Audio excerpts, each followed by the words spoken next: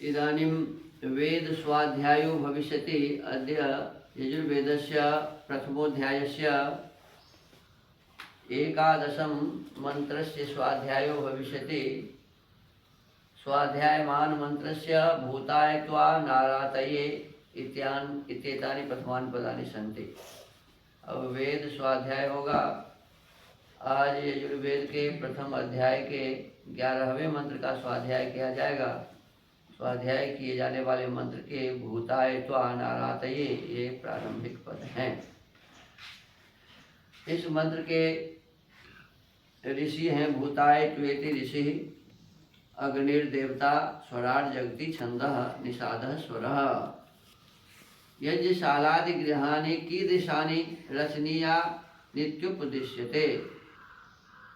उन्हें यज्ञशाला आदि घर कैसे बनाने चाहिए इस विषय का उपदेश इस मंत्र में किया है। ओम भूताय त्वा नारातये स्वरभिलिखे संगृह्णन्तां दूर्याः पृथिव्यामुर्वन्तरिक्षमन्वेमि पृथिव्यास्तानाभौ साधयाम्यदित्या उपस्थेऽग्निहव्यं रक्ष। आइए विजय करिए।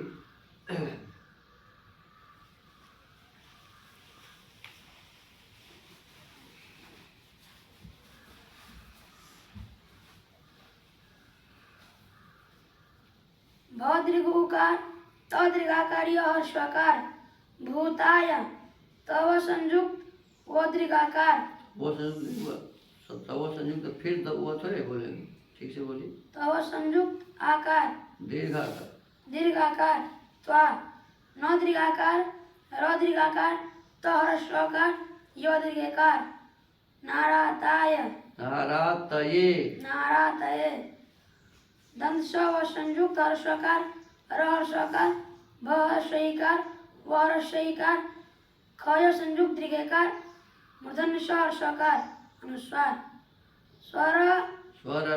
स्वरभिविक्षेषं दहर्षरीकार दीर्घनासिक हर्ष नत संयुक्त दीर्घाकार अनुस्वार दृहंहंता हर्ष है यहाँ कहाँ है हर्ष हो हर्ष है ना। फिर बोलिए। दहर्षरीकार दीर्घनासिक हर्षकार नत संयुक्त दीर्घाकार अनुस्वार दृंहंतां दहर्षकार रौद्रिगाकार रेप विसर्ग। कहाँ रौद्रिगाकार? यो संयुक्त दीर्घाकार रेप यो संयुक्त दीर्घाकार रेप विसर्ग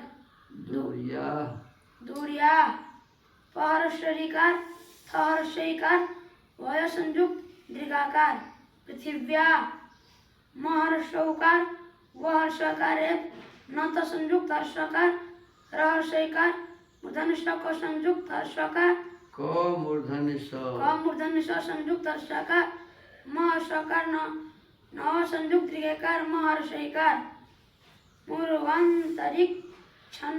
ऋक्षमन्वेमि पहर्षरीकार थहर्षईकार वय संयुक्त दीर्घाकार दंत तव संयुक्त दीर्घाकार पृथिव्यास्त्वा नौद्रिगाकार भौद्रिगौकार नाभौ दंत दीर्घाकार दहर्षकार योद्रिगाकार मय संयुक्त हर्षकार दहर्षईकार तय संयुक्त दीर्घाकार अवग्रह सादयाम्यदित्या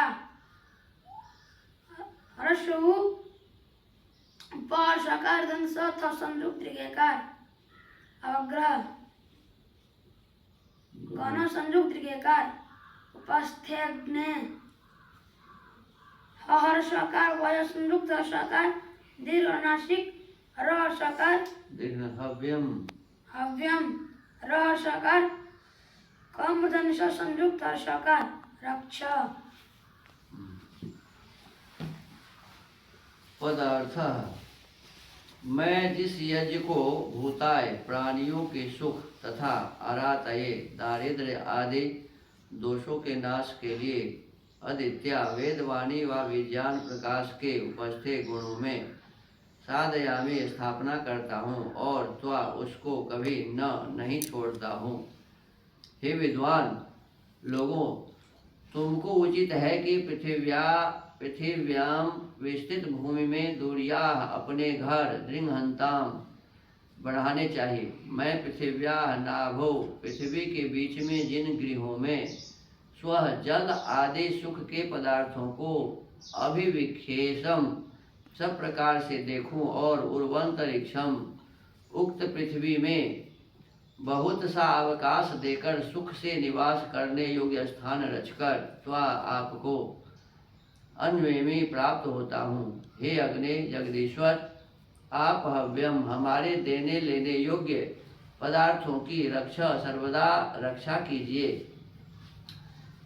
यह प्रथम पक्ष हुआ। अब दूसरा पक्ष है, हे अग्नि परमेश्वर, मैं भूताय संसारी जीवों के सुख तथा आरातये दरिद्र का विनाश और दान आदि धर्म करने के लिए पृथ्वी के नाभो बीच में सबके स्वामी तथा उपासनीय जानकर स्व सुख स्वरूप त्वा आपको विक्षेषम प्रकाश करता हूँ तथा आपकी कृपा से मेरे घर आदि पदार्थ और उनमें रहने वाले मनुष्य आदि प्राणी दृंहंताम वृद्धि को प्राप्त हो और मैं पृथिव्याम विस्तृत भूमि में उरु बहुत से अंतरिक्षम अवकाश युक्त स्थान को निवास के लिए अदित्या उपस्थित सर्वत्र व्यापक आपके समीप सदा अन्वेमी प्राप्त होता हूँ।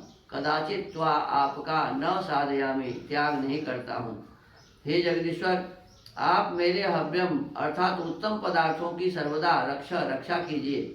यह दूसरा पक्ष हुआ। तथा तीसरा और भी कहते हैं, मैं शिल्प विद्या का जानने वाला यज्ञ को करता हुआ भूताय सांसारिक प्राणियों के सुख और अरातये दरिद्र आदि दोषों के विनाश व सुख से दान आदि धर्म करने की इच्छा से पृथिव्या नाभो इस पृथ्वी पर शिल्प विद्या की सिद्धि करने वाला जो अग्नि है उसको हवन करने व शिल्प विद्या की सिद्धि के लिए साधयामी स्थापन करता हूँ, क्योंकि उक्त शिल्प विद्या इसी से सिद्ध होती है। अदित्या उपस्थित तथा जो अंतरिक्ष में स्थित मेघ मंडल में हव्यम होम द्वारा पहुँचे हुए उत्तम पदार्थों की रक्षा करने वाला है, इसीलिए इस अग्नि को पृथ्वी में स्थापन करके उर्वंतरिक्षम बड़े अवकाश युक्त स्थान और विविध प्रकार के सुखों को अन्वेमी प्राप्त होता हूँ। अथवा इसी प्रयोजन के लिए द्वा इस अग्नि को पृथ्वी में स्थापन करता हूँ। इस प्रकार श्रेष्ठ कर्मों को करता हुआ स्वह अनेक सुखों को अभिविक्षेषम देखूं तथा मेरे दुरिया घर और उनमें रहने वाले मनुष्य दृंहंताम शुभ गुण और सुख से वृद्धि को प्राप्त हो। इसलिए इस भौतिक अग्नि का भी त्याग मैं कभी नहीं करता हूँ। यह तीसरा अर्थ हुआ। 3 प्रकार के अर्थ इस मंत्र के लिखे हैं स्वामी। भावार्थ है, इस मंत्र में श्लेषालंकार है और ईश्वर ने आज्ञा दी है कि हे मनुष्य लोगों, मैं तुम्हारी रक्षा इसलिए करता हूँ कि तुम लोग पृथ्वी पर सब प्राणियों को सुख पहुँचाओ। भगवान हमारी रक्षा क्यों करते हैं? क्योंकि हम सभी प्राणियों को क्या करें? सुख पहुँचाएं। तथा तुम लोग योग्य है कि वेद विद्या धर्म के अनुष्ठान और अपने पुरुषार्थ द्वारा विविध प्रकार से के सुख सदा बढ़ाने चाहिए। अब हम लोग क्या कहें कि वेद विद्या के ग्रहण करके, धर्म का अनुष्ठान करके और पुरुषार्थ करके अनेक प्रकार के सुख को हमें सदा बढ़ाना चाहिए। अतः तुम सब ऋतुओं में सुख देने के योग्य बहुत अवकाश युक्त सुंदर घर बनाकर, अब देखो ग्रीष्म, वर्षा, शरद, हेमंत, शिशिर, बसंत 6 ऋतुएं हैं। खास करके इस तीनों को 2-2 भाग में बांट देते हैं तो मुख्य 3 हो जाता है। क्या क्या? ग्रीष्म, वर्षा और गर्मी, वर्षा और सर्दी, है ना? 3। तो कहते हैं सभी ऋतुओं में रहने योग्य अलग अलग घर होते हैं। वर्षा में अलग ढंग का, फिर जाड़ा में अलग ढंग का और फिर गर्मी में अलग ढंग के घर होते हैं। तो कहते हैं ऋतुओं में सुख देने के योग्य बहुत अवकाश युक्त सुंदर घर बनाकर सर्वदा सुख सेवन करो। और मेरी सृष्टि में जितने पदार्थ हैं उनमें अच्छे अच्छे गुणों को खोज कर अथवा अनेक विद्याओं को प्रकट करते हुए फिर उक्त गुणों का संसार में अच्छे प्रकार प्रचार करते रहो। संसार में जितने पदार्थ हैं परमात्मा ने बनाए हैं, सभी में गुण है, तो उस गुण को समझकर स्वयं भी हम उससे लाभ लें और दूसरों को भी उसका लाभ पहुंचाएं, कि जिससे सब प्राणियों को उत्तम सुख बढ़ता रहे। तथा तुमको चाहिए कि मुझको सब जगह व्याप्त, सबका साक्षी, सबका मित्र, सब सुखों का बढ़ाने वाला, उपासना के योग्य और सर्वशक्तिमान जानकर सबका उपकार, विविध विद्या की वृद्धि, धर्म में प्रवृत्ति, अधर्म में निवृत्ति, क्रियाशीलता, क्रिया कुशलता की सिद्धि और यज्ञ क्रिया के अनुष्ठान आदि करने में सदा पवित्र रहो। परमात्मा सब जगह रहते हैं, ऐसा परमात्मा को जानकर परमात्मा की हमें उपासना करनी चाहिए और धर्म की सदा वृद्धि करनी चाहिए, अधर्म का सदा नाश करना चाहिए, निवृत्ति करनी चाहिए, हमेशा सुंदर श्रेष्ठ काम करने चाहिए, यज्ञ आदि हमेशा करने चाहिए, यज्ञ का अनुष्ठान हमेशा करना चाहिए।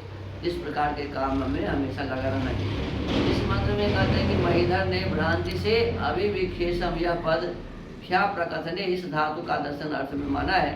यह धातु के अर्थ से ही विरुद्ध होने करके अशुद्ध है। तो ये विद्वान वाली बात है कि महीधर भी बड़े विद्वान थे, लेकिन उन्होंने सब मंत्र का अर्थ विभिन्न प्रकार से कर दिया। तो यहाँ कहते हैं कि इनकी जो व्याख्या है सो गलत है, इसमें ये ऐसा नहीं होना चाहिए था। तो आज इस मंत्र के स्वाध्याय का क्रम यही विराम देते हैं। ओम।